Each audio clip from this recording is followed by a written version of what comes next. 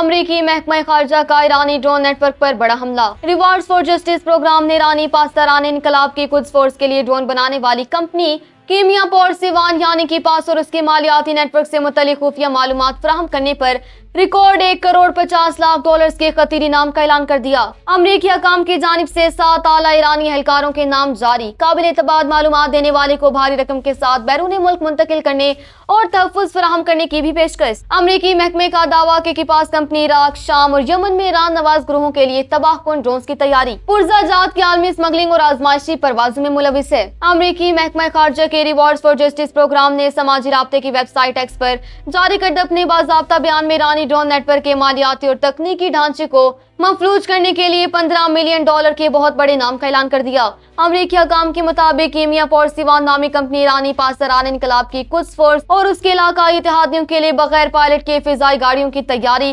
Testing اور بین الاقوامی کمپنیوں سے ڈرون کے حساس پرزہ جات کی غیر قانونی خریداریاں کرنے میں مرکزی کردار ادا کر رہی ہے۔ اس سلسلے میں امریکہ کو کمپنی کے مالیاتی ذرائع اور 7 اہم سینئر اہلکاروں بشمول حسن آرام بنی زہاد، رضا نہاروانی، مہدی نقنے، ہادی زواراکی، ابو الفضل مشکانی، عباس سرتاجی اور احسان محقق سے متعلق معلومات درکار ہیں، اور امریکی حکومت نے واضح کیا کہ جو بھی ان افراد اور ان کے پوشیدہ بینک اکاؤنٹس اور سپلائی چین کی درست معلومات فراہم کرے گا، اسے رقم کے ساتھ ساتھ فوری طور پر دوسرے ملک میں نقل مکانی اور تحفظ میں بھی معاونت فراہم کی جائے گی، تاکہ مشرق وسطیٰ میں امریکی افواج اور اس کے اتحادیوں پر ہونے والے ڈرون حملوں کی صلاحیت کو جڑ سے ختم کیا جا سکے۔